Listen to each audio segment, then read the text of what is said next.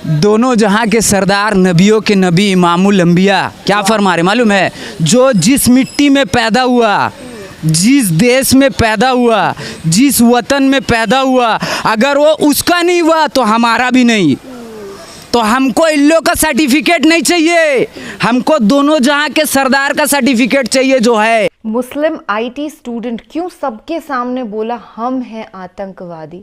I get his sarcasm, क्योंकि हमारी गोदी मीडिया तो हर समय यही शोकेस करने में लगी रहती है। और मैं आपको ना लता हया मोहतरमा का एक छोटा सा शेर याद दिलाना चाहती हूँ कि गर मुसलमान है तो दहशत गर्द तो हो ही नहीं सकता, क्योंकि एक मोमिन ईमान वाला होता है, वो आतंक नहीं मचा सकता, उसका धर्म, उसका दीन उससे अलाउ नहीं करता। हे हाय हेलो नमस्ते जी, सत श्री अकाल, अस्सलाम वालेकुम। मैं निधि शर्मा इंडिया से, और for the second time in my life मैं ये मुस्लिम आईटी स्टूडेंट भैया को सुनने जा रही हूँ। एंड टू आवर सरप्राइज पूरी इंटरनेट पे इनके सिर्फ 2 ही वीडियो मौजूद हैं। फर्स्ट टाइम पता है हमने इन्हें कब देखा था? जब पहलवान प्रोटेस्ट कर रहे थे, उनके साथ जो यौन उत्पीड़न हुआ था, सेक्सुअल हरासमेंट, उसके खिलाफ, और उन्हें न्याय नहीं मिला। और हमारे भाई यही कह रहे थे कि प्रधानमंत्री हिंदू है, राष्ट्रपति हिंदू है, अरे सारे के सारे अथॉरिटी हिंदू है, फिर हमारी ये हिंदू बहनों के साथ इतना अत्याचार क्यों हो रहा है? इट्स हाई टाइम कि हर हिंदू, मुसलमान, सिख, ईसाई, जैन, बौद्ध, एवरीवन, हमारे भारत देश के हर निवासी को जाग जाना चाहिए और ये जो डर्टी पॉलिटिक्स है ना, इसको समझने की कोशिश करनी चाहिए और बीजेपी को हरगिज वोट नहीं देना चाहिए। अपने आप को हजरत मोहम्मद सल्लल्लाहु ताला अलैहि वसल्लम साहब का उम्मती बताते हैं ये, और हर इंडियन का दिल जीत जाते हैं ये। और अंध भक्तों को इनके शब्द लगते हैं कड़वे, पर आप सब जानते हैं कि वो सब तो हैं एक नंबर के। मैं बिल्कुल भी इस ब्लैंक को फिल नहीं करने वाली हूँ। खैर एक बार हम हमारे प्यारे से भाई साहब को, मुस्लिम आईटी स्टूडेंट भैया को सुन लेते हैं, उसके बाद हम तफसीली गुफ्तगू करेंगे जो कि आप जानते हैं कि होगी प्यार भरी, मोहब्बत नुमा। हम लोग से देशभक्ति का सर्टिफिकेट हम लोग से मत मांगना। इंडिया गेट में लिखा हुआ जाकर के नाम पढ़ लेना। टीपू सुल्तान रहमतुल्लाह अलैह क्या बोले मालूम है? गिदड़ का 100 साल का जिंदगी से बेहतर है 100 शेर का एक दिन का जिंदगी। हम लोग का प्रधान सेवक बोले थे कि ना, हुलिया से पहचानो, कपड़ा से पहचानो, ले पहचान पहचान तो है आतंकवादी, है हम लोग। तुम लोग का सर्टिफिकेट नहीं चाहिए। ये जो आप लोग जो बड़ा बड़ा मिनिस्टर बन के बैठे हो ना, डॉक्टर बाबा साहब भीमराव अंबेडकर का खैरात है, खैरात है तुम लोग को, समझा? तुम लोग का औकात क्या है? राम भगवान का पीछे जो लोग चोला पहन के छुपा हुआ है, वो तो एक परिंदा को भी मारने के लिए मना कर रहे हैं, और उनका नाम लेकर के यहाँ इंसान को मार दे रहा। लोकसभा चुनाव 2024 में बहुत कम समय रह गया है, लेकिन ऐसे में 3 माह यानी कि मणिपुर, महंगाई और मेवात, 3 ऐसे मुद्दे हैं जिस पे लगातार विपक्ष से लेकर जनता सत्ताधारी लोगों से सवाल पूछने की कोशिश कर रही है, और सवाल कर रहे हैं कि आखिर 3 मुद्दों पर सरकार जवाब क्यों नहीं देती है। और 2024 में अगर आप इन 3 मुद्दों पर जवाब नहीं देते तो कैसे तय कर सकते हैं कि 2024 आप ही जीतने वाले? इस पर ज़्यादा बातचीत करने के लिए हमारे साथ इरफान है, जो कि एक वायरल फेस है और ये एक आईआईटी स्टूडेंट भी है। इनके उंगली पे न जाइएगा, लेकिन जब ये बोलते हैं तो बेबाकी से बोलते हैं और सवाल वाजिब उठाते हैं। इरफान, क्या कुछ कहेंगे आप? 3 माह से जो सवाल उठ रहे हैं मणिपुर को लेकर के, मेवात को लेकर के, अब महंगाई को लेकर के, तीनों ऐसे मुद्दे हैं जो कहीं ना कहीं जनता से जुड़े हुए हैं। अपनी बहन लोग को लंगा करके घुमाया जा रहा, वो कौन है? वो आदिवासी क्या हिंदू नहीं है? हैं? वो कौन है? वो एक जवान लड़की को उसका भाई का सामने जो उसका साथ किया गया है, इससे क्या मैसेज जा रहा है? मैसेज क्या जा रहा है? मणिपुर इंडिया का हिस्सा नहीं है, वो इंडियन नहीं है। टुकड़ा बोल रही है सरकार जिगर का। टुकड़ा बोलने से नहीं होता है, दिखाना होता है। जब जिस्म का कोई हिस्सा को तकलीफ होता है ना, तो पूरा जिस्म बेचैन हो जाता है। पीड़ा तो होती है, पीएम मोदी को कह रहे हैं पीड़ा भी है, दुख भी है, और बख्शा नहीं जाएगा आरोपी जो लोग हैं। कब कब? When will justice prevail, यार?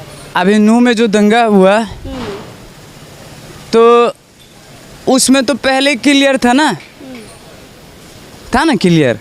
क्या क्लियर था पहले से? आप तो देखे रहे हैं कि एक आदमी जो वो जुनैद और नासिर को जो जिंदा जला दिया है, उसका खिलाफ में एफआईआर सब कुछ होने के बाद भी उसको कोई नोटिस तक का नहीं है। और कोई आम आदमी अगर कुछ पूछ ले बोल दे तो उसको तो भाई बोलने का मौका ही नहीं है, फिर उसको तो डायरेक्ट उठा के जेल में डाल दे, एनएसए लगा दे, यूएपीए लगा दे, पता नहीं क्या क्या एक्स्ट्रा ऑर्डिनरी कानून सब बना दिए। डॉक्टर बाबा साहब भीमराव अंबेडकर हम लोग के लिए जितना कानून बनाए थे ना, इतना इनफ है हम लोग के लिए। और संशोधन जो करने के लिए बोले थे ना डॉक्टर बाबा साहब भीमराव अंबेडकर, तो किसके लिए बोले थे संशोधन करें मालूम है? ये नेता लोग के लिए। 3 टर्म हो गए इन लोग के पास, सिर्फ दिखाओ तुम्हारे अंदर कितना टैलेंट है, दिखाओ। 3 टर्म के बाद और कोई नहीं आएगा, दूसरा 4 टर्म कोई नहीं आएगा। लेकिन आज देख लीजिए, मुंह से आवाज नहीं निकल रहा, लेकिन है बन के मिनिस्टर। लेकिन अब वही नेता कह रहे हैं संविधान को बदलेंगे, ये गुलामी के टाइम का संविधान है, अब नया संविधान चाहिए। देखिए देखिए ये कोई आज नया बात नहीं है, ठीक है ना। तो हम लोग जो अगस्त महीना अभी 15 अगस्त जो मनाए है ना, ये 1945 में ही नेताजी सुभाष चंद्र बोस ना झंडा फहरा देते, ठीक है, दिल्ली में। आपको याद होगा नेताजी सुभाष चंद्र बोस का नारा, तुम मुझे खून दो मैं तुम्हें आज़ादी दूंगा। और नेताजी सुभाष चंद्र बोस क्या बोले थे मालूम है? ऑल इंडिया रेडियो BBC में आज भी उनका रिकॉर्डिंग महफूज है, ठीक है। वो बोले थे कि हमारे आज़ाद हिंद फौज को लेके दिल्ली आप हम लोग का सहयोग करिए। गांधी जी को बोले थे हमको महात्मा नहीं बनना है, हमको महात्मा नहीं बनना है, आप ही रखिए महात्मा का उपाधि, खाली आप हम लोग का सहयोग करिए। लेकिन उस वक्त भी कुछ लोग थे जो ब्रिटिश एम्पायर का इन्फॉर्मर थे, जो बता दिए थे कि ये देखिए मणिपुर, नागालैंड, ईटानगर होते हुए आज़ाद हिंद फौज को नेताजी सुभाष चंद्र बोस लेकर के आ रहे हैं। क्या हुआ भाई? ये बात जब ब्रिटिश एम्पायर को पता चला, वो पहले से वेलकम करने के लिए अपना आर्मी उतार दिया। जब आमना सामनी हुआ तो लोग घबरा गए, भूखा लंगा लोग के पास इतना एडवांस वेपन कहाँ से आ गया? तो पता चला विक्टोरिया, रानी विक्टोरिया जो उस टाइम की किंग थी, क्वीन थी, तो उसको पता चला इसका पीछे जापान खड़ा हुआ है। कौन है भाई? जापान खड़ा हुआ। कोई बातचीत नहीं, डायरेक्ट। अभी आप रशिया और यूक्रेन का तो जंग देखे रहे होंगे, साल भर से ज़्यादा हो गया। हर दिन ही लोग बोलते हैं रशिया गिरा देगा न्यूक्लियर, रशिया मार देगा न्यूक्लियर, मार रहा है। उस टाइम कोई आर्ग्यूमेंट नहीं, डायरेक्ट जा कर के हिरोशिमा नागासाकी में न्यूक्लियर बम गिरा दिया। जब ये चीज़ नेताजी सुभाष चंद्र बोस को पता चला, वो तो रहम दिल वाले, वो बोले भाई मेरा चलते, आज़ाद हिंद फौज का चलते, हम लोग का चलते एक देश पूरा तबाह बर्बाद हो गया, हम जाएंगे देखने के लिए। जब नेताजी सुभाष चंद्र बोस जा रहे थे ना देखने के लिए, तो वही शख्सियत थे जिसको आज ये लोग हम लोग का दुश्मन बता रहे हैं ना, वही चाइना के माऊ थे जो बोले नेताजी आप मत जाइए, ब्रिटिश एम्पायर आपको भूखा भेड़िया जैसा खोज रहा वहाँ पे। लेकिन नेताजी रहे, वो बोले नहीं मेरा चलते एक देश तबाह बर्बाद हो गया, हम कैसे नहीं जाएंगे। वो गए वहाँ, ठीक है। नेताजी का भी जिक्र किया, उनके नारे का भी जिक्र किया कि तुम मुझे खून दो मैं तुम्हें आज़ादी दूंगा। वही नारा जिंदगी में अगर हम किसी को नेता मानते हैं तो वही शख्सियत है जिसका नाम है नेताजी सुभाष चंद्र बोस। वो अपने से नहीं ये उपाधि लिए थे नेता वाला, उनको वर्ल्ड में दिया गया है नेता का उपाधि, ठीक है। चलिए इसी से जुड़ा एक सवाल लेती हूँ। अब उन्हीं के इसी नारे को वर्तमान समय में एक बाबा इस्तेमाल करते हैं कि तुम मुझे खून दो मैं तुम्हें हिंदू राष्ट्र दूंगा, उसको कैसे? अरे अच्छा एक बात बताइए, धर्म तो सनातन है, जो आर्य समाज का, ब्राह्मण समाज का जो धर्म है वो सनातन है। हिंदू तो कोई धर्म है नहीं है। अच्छा, कहाँ पे लिखा है? एक जगह कहीं बता दीजिए। गीता में, रामायण में, वेद में हम लोग पढ़े हैं, पढ़े हम लोग जान रहे हैं। डॉक्टर बाबा साहब भीमराव अंबेडकर क्या बोले मालूम है? जो समाज अपना इतिहास नहीं जानता वो अपना फ्यूचर कभी नहीं लिख सकता। बाबा साहब भीमराव अंबेडकर जब इंग्लैंड से पढ़ कर के आए थे ना, तो आ कर के बोले हमको इस्लाम धर्म में रुचि है, आना है, जानना है। तो उस वक्त भी पालतू कुत्ता लोग बैठा हुआ था, उन लोग जाके बोला बाबा साहब आप इस्लाम धर्म में रुचि रखते, आना चाहते तो किस में आइएगा? शिया में आइएगा, सुन्नी में आइएगा, वहाबी में आइएगा, अहले हदीस में आइएगा। तो बाबा साहब बोले कि हम तो जानते थे अल्लाह एक, मोहम्मद एक, कुरान एक, इस्लाम एक, लेकिन जब यहाँ कोई एक है ही नहीं तो हम किसी में नहीं जाएंगे। क्या बात। क्योंकि उनको मालूम था मेरा समाज तो ऑलरेडी 12,000 14,000 जाति में लोग बांट के रखा है। अगर हम इस्लाम धर्म कबूल भी कर लेंगे तो क्या फ़ायदा होगा, मेरा समाज को फिर से बांट देगा। बाबा साहब कोई भी इसमें मसलक में नहीं गए। 23 ईयर्स वो वेट करे, कितना साल, 23 साल वो वेट करे। 23 साल का बाद गौतम बुद्ध का धम्म को एक्सेप्ट किए। ये धर्म नहीं है, धम्म है, ज्ञान है, विचार है जो बाबा साहब भीमराव अंबेडकर ना संविधान में हम लोग को दिए है। वो क्या है, सबसे पहला चीज़ फ्रीडम, आज़ादी। हम लोग को मालिक बोल रहा तुम लोग सब आज़ाद है, जैसा मन है जी लो, लौट के तो मेरे ही पास आना है। ठीक है, इक्वेलिटी, तो हम लोग को इक्वेलिटी मतलब सब एक है, कोई ऊंचा नहीं, कोई नीचा नहीं, कोई काला नहीं, कोई गोरा नहीं, कोई अमीर नहीं, कोई गरीब नहीं, सब एक है। तो हम लोग को मालूम, अल्लाह हम लोग को बोल रहे तुम लोग सब इब्ने आदम है, आदम अलैहिस्सलाम का औलाद है, सब एक है, कोई ऊपर नहीं, कोई नीचे नहीं, कोई काला नहीं, कोई गोरा नहीं। इवन ना मोहम्मद सल्लल्लाहु अलैहि वसल्लम से अराफात के मैदान पे ये भी बोलवाएं कि है नबी जी कह दीजिए कोई अरबी को कोई अजमी में कोई फजीलत नहीं, कोई अजमी को कोई अरबी पे कोई फजीलत नहीं, सब एक है। ठीक है, अरबी और अजमी का जब बात बोल दी है तो यहाँ काला गोरा का हम क्या बात करें, जहाँ के मोहम्मद सल्लल्लाहु अलैहि वसल्लम है।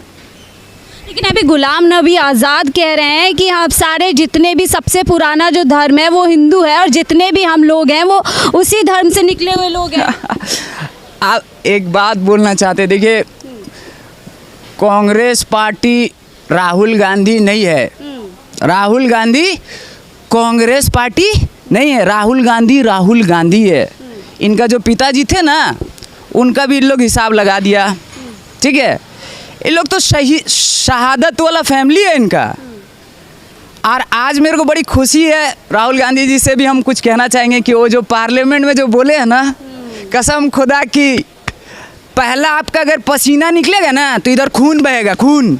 ठीक है, तो आप लोगों को बहुत खुशी हुई जो उन्होंने। एक बात और बोलना चाहते हैं, न बंदूक रखते हैं न तलवार रखते हैं, सीना में जिगर और जिगर में अपना अल्लाह का नाम रखते हैं। अरे वाह, तो आप लोगों को राहुल गांधी ने जो बयान दिया संसद के अंदर, भारत माता पे तमाम सवाल उठाए, आप लोगों को काफ़ी खुशी हुई इस बात से। देखिए हम इतने ही जानते हैं कि राहुल गांधी कांग्रेस पार्टी नहीं है, कांग्रेस पार्टी को तो दिमक का जैसा खा गया। कौन लोग खा गए? वो जान रहे हो, उनका जो थिंक टैंक बैठा हुआ है ना, उन लोगों को पता है कौन खाया है। ये जो बड़ा बड़ा थिंक टैंक जो चला रहे हैं ना, उन लोग सब जान रहे हैं कि किसको लाना है और किसको हटाना है। लेकिन भाजपा क्यों आरोप लगाती है कि बस परिवारवाद के आरोप लगाती है तमाम कि ये राहुल गांधी और एक परिवार की लड़ाई है, परिवार सत्ता में आना चाहता है बस। अच्छा, आप परिवार किस बेस पे ये लोग ये बात बोलते हैं, हमको तो समझ में नहीं आता। एक आदमी जो कभी बैट और बॉल पकड़ा नहीं, वो आज बीसीसी का अध्यक्ष बन के बैठा हुआ, ये परिवार नहीं है, ये क्या है? वो वहाँ सऊदी अरब दुबई में शेख लोग का साथ जी हुजूरी कर रहा है, उसका बेटा जी हुजूरी करे तो ठीक है, और यहाँ पर वो वही SC ST OBC को मुसलमान का दुश्मन बताए। क्या मजाक है? ये तो मजाक है ना कर रहे लोग हम लोग। तो खेल के मैदान में है ना, यहाँ राजनीति की बात कर रहे हैं वो लोग। तो वहाँ पे भी राजनीति हो रहा ना, वहाँ पे भी राजनीति हो रहा। अगर यहाँ हिंद का मुसलमान, भारत इंडिया का मुसलमान है तो वो कौन है जिसका साथ गला में हाथ डाल करके घूम रहे हैं? वो कौन है? अरब का शेख लोग है, ज़्यादा दौलत है इसलिए वो अच्छा आदमी, गरीब है तो वो अच्छा नहीं, वो कीड़ा मकोड़ा है। अच्छा, वापस से माँ से मेवात पे आ जाते हैं। मेवात में जो हिंसा हुई, जिस तरीके की हालात हमने देखे, तस्वीरें सामने आई, तमाम लोगों के घर गिरा दिए गए, उसको आप किस तरह से देखते हैं? देखिए हम लोग को ये देश जो अखंड भारत जो बोल रहे हैं ना, उन्हीं लोग इसको खंड किया है। ठीक है, आज हम आपको एक बात बता दे रहे हैं, 47 में मुसलमान को किससे लड़ाया गया था?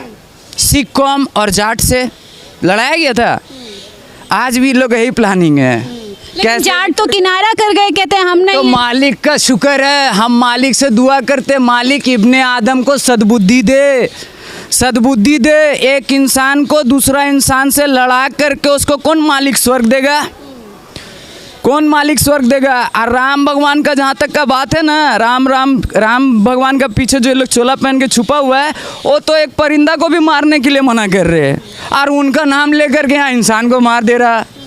लेकिन ये कहाँ तक सही है? एक जगह से एक धार्मिक यात्रा जा रहे हो, उस पर पत्थर पथराव कर देना, ये कहाँ तक आप सही मानते हैं? नहीं, इसके तो हम भाई, ये गलत है। कोई भी हो भाई, हम लोग देखिए कौन सा ऐसा पूजा, सरस्वती पूजा, दुर्गा पूजा, काली पूजा, गणेश पूजा, ऐसा कोई पूजा नहीं जो हम लोग सेलिब्रेट नहीं किए, ठीक है ना। और मेरा सेकेंड प्राइज बुक रहता था साक्षी गौशाला।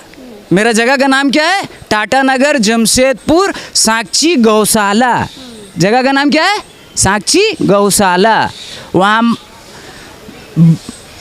छोड़िए, हम क्या बोले यार, इन लोग हम लोग को पाठ पढ़ा रहा। कह रहे हैं मिनी पाकिस्तान बन चुका है मेवात, जहाँ पर इस तरीके से किसी और धर्म के लोगों का आना जाना या यात्रा निकालना मुश्किल हो चुका है। आप अभी निजामुद्दीन में खड़ी हैं, बंगले वाली मस्जिद है, पूरा दुनिया का मरकज़ है। आपको कोई भी ऐसा फीलिंग्स आया है क्या? कुछ ऐसा फील हुआ यहाँ के कोई मुसलमान आपसे कुछ मिसबिहेव किए क्या? दीदी अगर किए तो मेरे को मुंह खोल करके बोलिए कि कोई भी मेरे साथ मिसबिहेव। आरोप क्यों लगते हैं मुसलमान समुदाय पे, इस तरीके के आरोप क्यों लगते हैं कि मिनी पाकिस्तान बना दिया, इनको पाकिस्तान भेज देना चाहिए, ये लोग जो है राष्ट्र के बारे में नहीं सोचते हैं? देखिए हम एक चीज़ और बोलेंगे अभी, ठीक है ना। दोनों जहाँ के सरदार, नबियों के नबी, इमामुल अंबिया क्या फरमा रहे मालूम है? जो जिस मिट्टी में पैदा हुआ, जिस देश में पैदा हुआ, जिस वतन में पैदा हुआ, अगर वो उसका नहीं हुआ तो हमारा भी नहीं।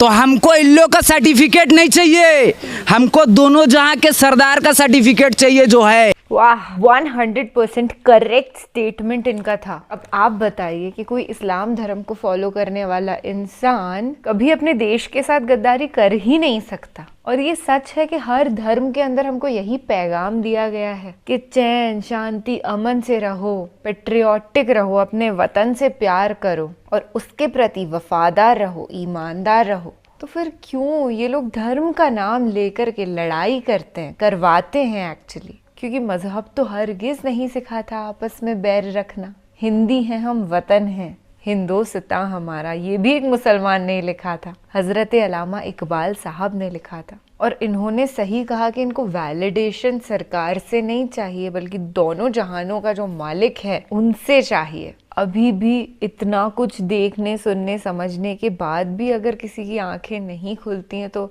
भगवान मालिक है, हम कुछ नहीं कर सकते। पर अगर थोड़ा सा भी कॉमन सेंस होगा ना तो समझ जाएंगे कि असली देशभक्त कौन है और अंधभक्त कौन है। आज ही मैं कुछ सामान लेने के लिए दुकान पर गई तो वहां पर अंदर से मुझे आवाज आ रही थी, न्यूज पर बुलडोजर योजना को दिखाया जा रहा था कि यहाँ बुलडोजर चलेगा, वहाँ बुलडोजर चलेगा। और कई सारे लोगों को लगता है कि ये सही है। एक बार खुद जाकर के जो गरीब लोग रह रहे हैं ना सालों साल, सदियों से उन जगहों पे, उनके ख्यालात, जज्बात आप पूछिए। आंखों में से आंसू ना आ जाए ना तो नाम बदल देना। वो भी हम और आपकी तरह इंसान ही है, कोई इतना सा भी डिफरेंस नहीं है। इतने छोटे छोटे मासूम बच्चे, बुजुर्ग, औरतें, आदमी, पल भर में उनके सारे सपने उजाड़ दीजिए और उन्हें सड़क पर ला करके खड़ा कर दीजिए। ये है बुलडोजर योजना। गरीबों के घर तबाह करना है बुलडोजर योजना। तो आखिरी में यही दरख्वास्त है मेरी कि सोच समझ करके अपना नेता चुनिए। अरविंद केजरीवाल सर ने कहा था कि कहीं वो अनपढ़ तो नहीं है, कहीं तुम्हारे देश का राजा इलिटरेट तो नहीं है। उसकी वजह से भी काफ़ी प्रॉब्लम्स ओरिजिनेट हो जाती हैं ना। चलिए ख्याल रखिएगा अपना और अपने सभी घर वालों का। खुश रहिएगा, इंसाफ की मांग करिएगा और हमेशा सच का साथ दीजिएगा। शब्बा खैर, शुभ रात्रि, अल्लाह हाफिज।